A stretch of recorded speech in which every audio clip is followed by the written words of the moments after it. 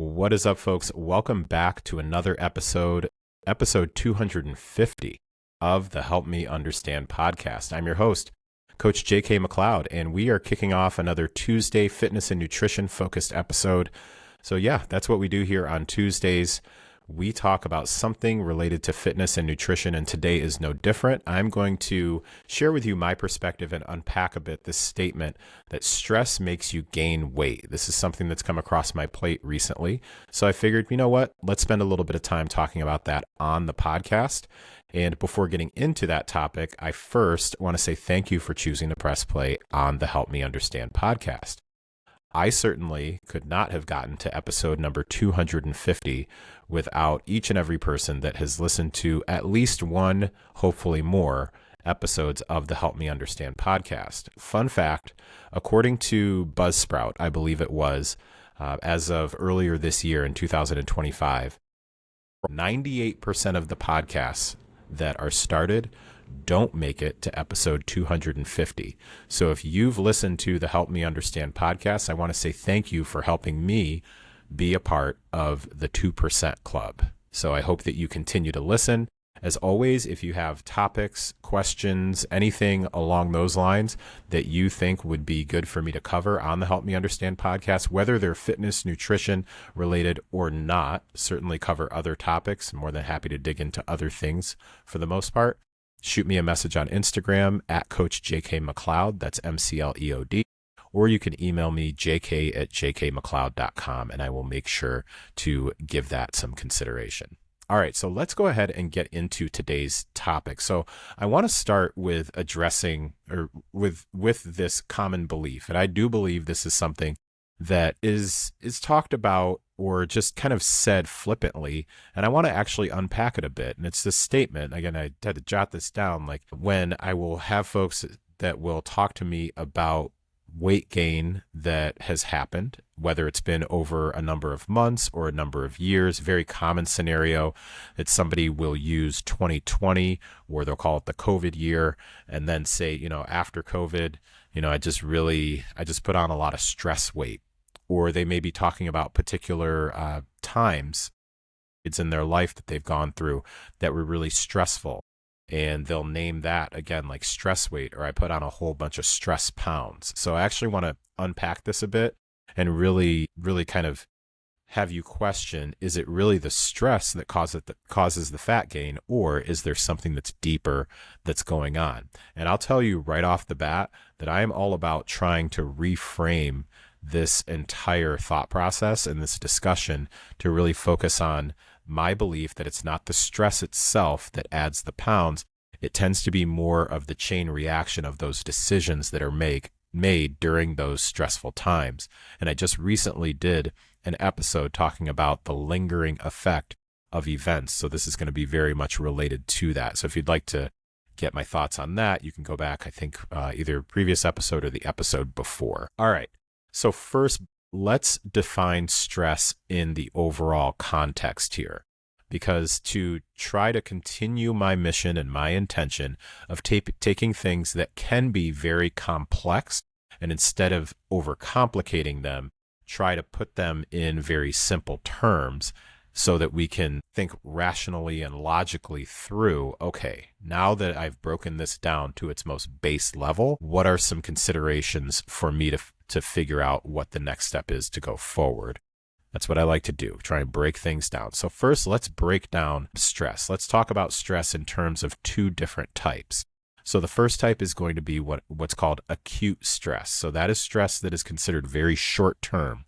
It's like you had a busy week, or you are taking on a really big project, whether it be at work or with an organization that you volunteer for or something like that. It can be just it's a very short-term thing. It can be, man, this is just one of those days. I think we have all had those. It's just one of those days where it just feels like everything is go, go, go, go, go. So that would be acute stress. Then the other side of the stress, I guess, column, on the other column is going to be chronic stress. Now, this is stress that's more long-term and ongoing situation. So it's not just a tough day or a tough week. This is something where you are in, let's say, a very stressful job. So it's something that you go into like day in and day out, and it just has you in a state of chronic stress because it's not something that really has a whole lot of chill. You may get a day here or there, but for the most part, it's kind of like a marathon most of the time.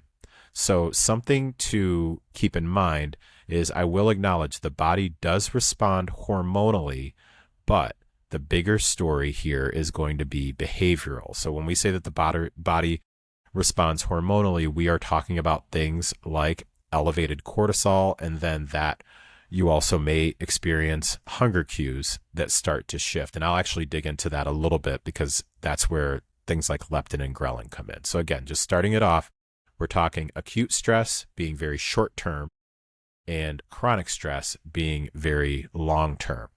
So I really want you to understand that stress is, I kind of look at it as a lens that can kind of color what your choices are. It's not specifically something that automatically is like, well, I'm in stress, so this fat gain switch like just pops on. That's not the case. And I think that's kind of, for lack of a better way to put it, something that people will just kind of say off the cuff, and they'll just be like, yeah, it's just stress weight. Like that's what's going on. And that doesn't really tell the whole picture. And to be very, very frank with you, I think that also can be a way to kind of distance ourselves from actually taking ownership over the decisions that we're making during times of high stress by just saying, well, it's just stress weight. And once that stress is over, then that weight is just going to fall off. I have not found that to be the case. I do want to take a very brief detour here to also talk about what stress does to our overall nervous system. So we've got both a sympathetic response and a parasympathetic response, or phases that we can be in.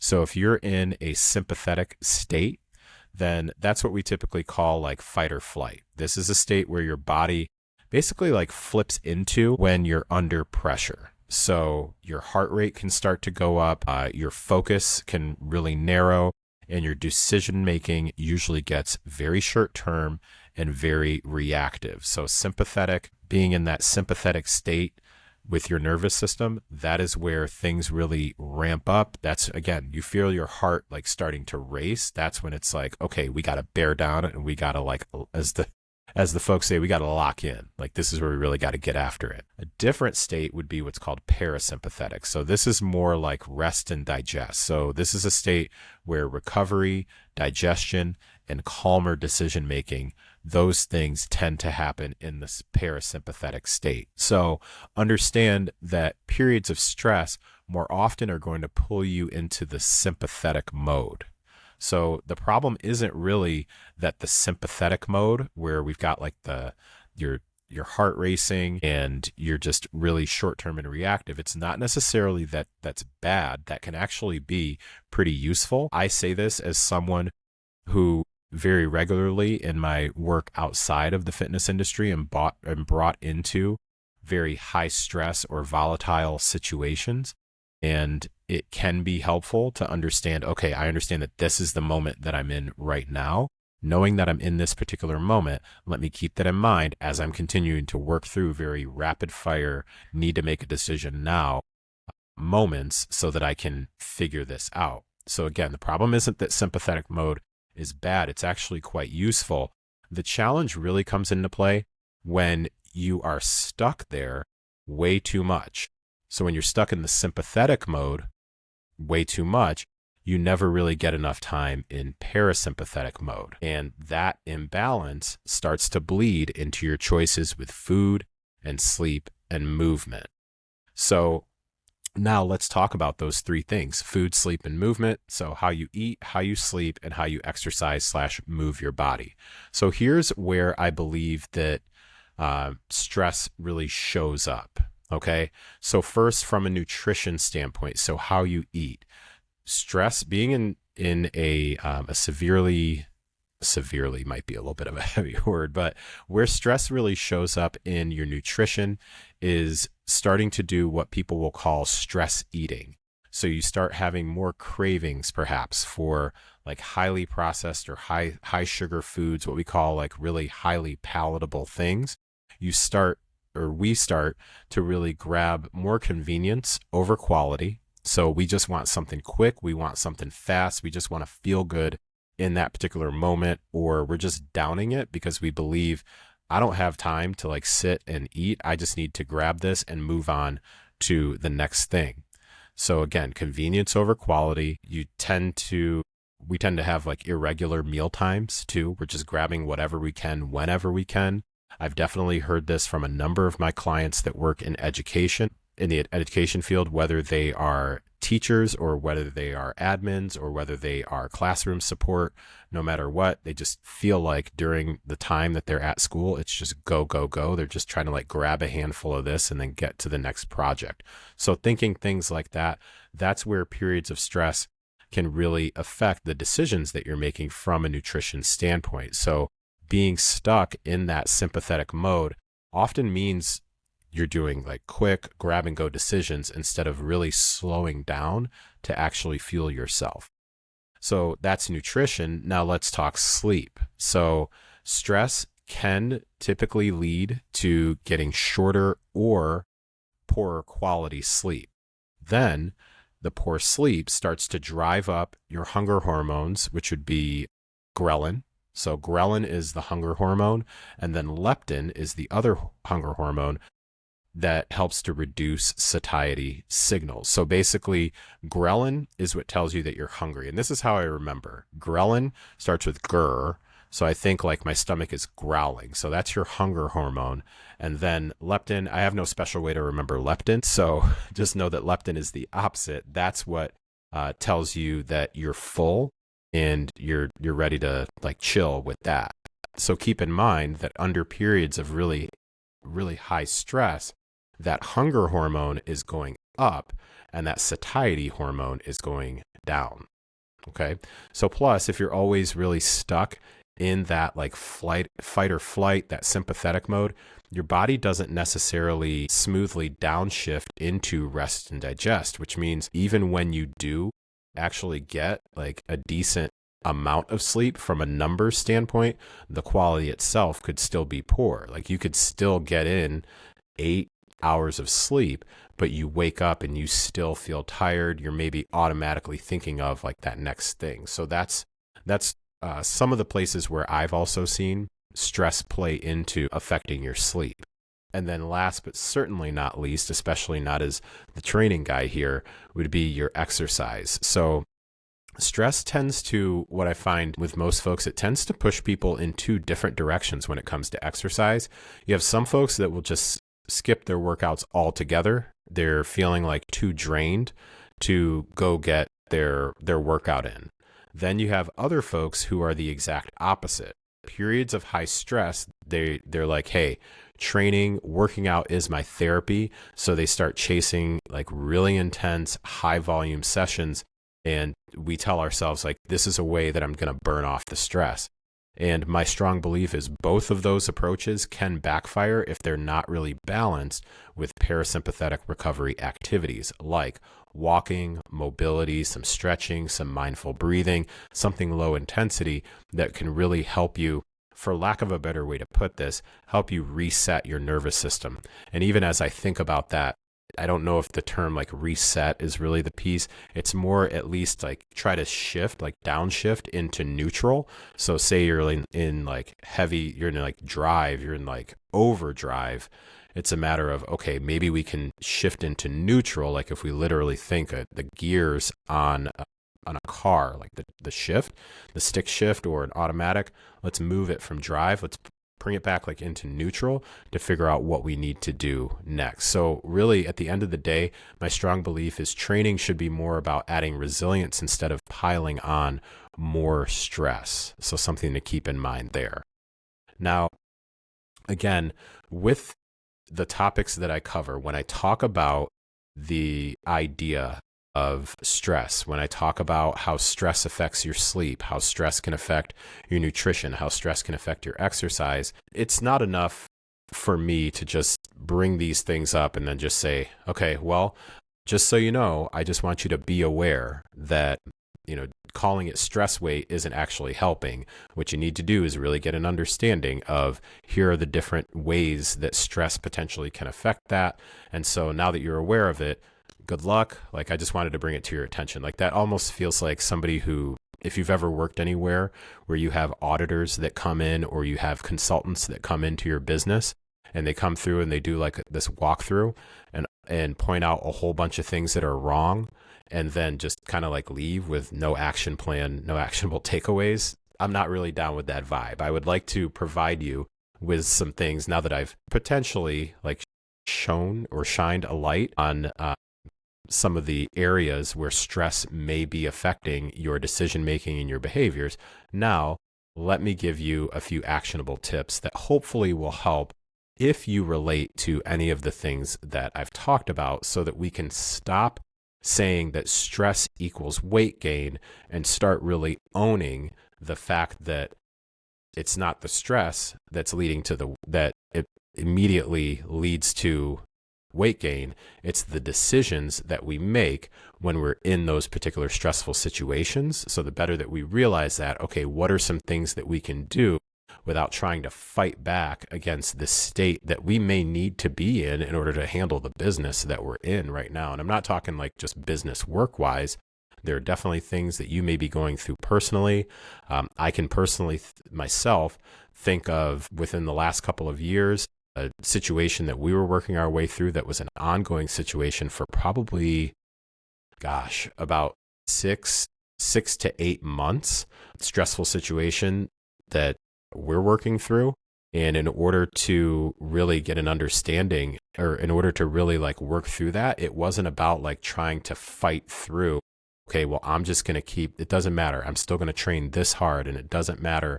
I'm still going to like do the things that I want to do, and I'm just going to fight back. It was about understanding, okay, this is an ongoing situation that is going to be stressful for a while. So I just know that this is going to be stressful for a while based on the diagnosis. So here are some things that I did, and here's some things that you can do. So first, I really want to encourage you to like track patterns instead of just tracking your macros and steps. Like, actually track patterns. So an example would be, notice if when you have a stressful week, you also tend to miss meals. So you no longer are eating 3 meals in a day. You tend to average like 2, and maybe you're noticing that dinner gets later and later during those particular weeks. So first, just get an understanding, like get curious about looking at what those particular patterns are. I think that it can be really easy when we are in periods of high stress to assume that everything just goes out the window. And that can be a symptom of all or nothing thinking there too. So we're just like, everything goes out the window. I'm not going to keep track of anything because why does it matter anyway? Because I'm just go all the time. Well, still track something. And I would say track your patterns. So get an understanding of, okay, as I look back and I reflect over the past week, instead of just being like, that's a throwaway week, let's get curious about that. Like, so what did you notice was a pattern over this past week? Because whatever happened over the last week or 2 weeks or 3 weeks, that's no longer just like a one-off. That could potentially be your life for the next few weeks now. Like, that's not a one-off. So a whole lot of one-offs equals a pattern, just a heads up. Also, introduce yourself to the idea that feedback is potentially like a compass. So when you've got a coach that asks, how stressed are you? We're not asking that question from the standpoint of, just shooting the breeze, as my dad would say. Like, we're not just trying to shoot the breeze here. Like, we're asking about that because we're trying to get an understanding of how that potentially could affect not only your physiology, but also your psychology. So getting an understanding of, okay, you're under a really stressful time right now. So it would be helpful if we laid out a plan that was as easy as possible, like keep it just a couple of simple steps. So really getting the understanding that if you are going through periods of high stress, that's not the time to just kind of abandon communication. It's actually the time to lean into it and really get an understanding that that feedback can often, again, be like, if I use the visual of a compass, it can still ensure that you're going in the right direction. Yeah, maybe you need to veer a little to the left, veer a little to the right. I think about like the analogy of a ship, and you can't control the wind, but you can definitely control the sail. So maybe we just need to adjust the sail for a while. And I can't stress this enough. And pardon the pun, instead of trying to completely eliminate stress, focus on really trying to solidify the small, controllable habits. Prepping some meals, or if you are even in a position where prepping like full meals just is like leading to a lot of overwhelm, okay, can you prep ingredients? So batch prepping as much protein as possible. So then it's just easy for you to add additional things. Things like that can be really helpful. Prepping snacks, like cutting up fruit, cutting up veggies, having those be easy grab and goes, especially during times of high stress. As I mentioned during like the main part of the episode, that grab and go, like we're just kind of, I know I could make something at home, but it's just easier to go through the drive-through. Well, if you already had some stuff prepped, then it's just making that one decision of let me go past the drive-through, as opposed to, well, I'm going to go past the drive-through, then I have to go home and prepare a whole bunch of stuff. If you already have at least like your main dish, your entree ready to go, that can make things a lot easier. Also, from really solidifying those small foundational habits, setting a bedtime boundary, I think, is something that could be extremely helpful. Recently was having a discussion with a client who's going through a very busy time. They're a business owner and going through a very busy time. And what they found, and this was through tracking patterns, they just noticed that they were staying up later scrolling at night. And it was really just from their perspective, just trying to decompose. Like they were just tired of just dealing with problem after problem during the day. Again, a business owner. So there really is like no chill there. So even during times where business might be slow, like that's almost more stressful, because it's like, snap, business is slow and I'm still responsible for paying my team and all of these other things. So what she found was she just found herself doing more of the nighttime like doom scroll. And then next thing she knows, it's like 11:30 when she intended to go to bed at like 10 at the latest. So thinking about being able to still set like some small bedtime boundaries. And then another one I jotted down is taking a walk. If you can take a walk outside, great, or just getting up from your desk and walking around for a little while. I'm a big fan of that. I do that myself on days where I'm at my desk for quite a while, whether it's on calls or rewriting programs or whatever it might be. Taking a few minutes here and there, like 5 minutes in an hour even, just to get up and just break up the pattern of what's happening and really kind of disconnect from stuff for a while. Those are the things that I think can really help decisions become easier when your stress is really, really high. Okay, so let's go ahead and close this particular episode out. So again, I want to just bring it back to the understanding that my belief is that stress is it's not always the bad guy. It's not always the villain. It really has a lot to do more with the context. So I don't believe that your job is to completely avoid all stress. I don't buy into the fact that that is completely possible to avoid all stress. I'm not sure how anyone can avoid all stress. If you've figured it out, you know the cheat code. I love that for you. As for myself and the people that I work with, we understand that stress is, as my late grandfather would say, that's all in it. Like that's all a part of it. It's part of the package deal. So it's a matter of how do we navigate that and build more resilience for handling those stressful times. So it's really easy to understand why people say that stress makes you gain weight, because it lines up with particular decisions like skipping workouts, poor sleep, and super fast, like quick food decisions. But again, like I said, stress itself doesn't have a macronutrient profile. So it's not the stress itself that's stacking onto your body fat. It's really the ripple effects on those particular daily choices. So understand that stress is something that can be acute, short term. It's something that can be chronic, long term. And regardless of the type of stress that you're dealing with, whether it be an acute situation or a chronic situation, at the end of the day, there still is going to be something that you can do to still maintain and or move the ball forward.